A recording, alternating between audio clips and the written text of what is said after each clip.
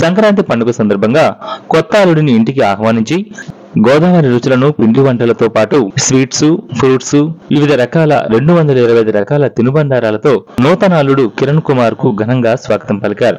కోయిలగూడెం మండలం రాజవరం గ్రామానికి చెందిన కాకి నాగేశ్వరరావు లక్ష్మీల కుమార్తె జ్యోత్స్నకు విజయవాడకు చెందిన సేమకుర్తి శ్రీమన్నారాయణ దీప్తిల కుమారుడు లోకేష్ సాయిలకు ఇటీవల వివాహం జరిగింది. తెలుగు సాంప్రదాయ పద్ధతిలో గోదావరి రుచులను కొత్త అల్లుడు లోకేష్ కు తినిపించారు. లోకేష్ మాట్లాడుతూ, గోదావరి జిల్లాలో సంక్రాంతి పండుగను ఇంత సాంప్రదాయబద్ధంగా జరుపుకోవడం సంతోషంగా ఉందన్నారు.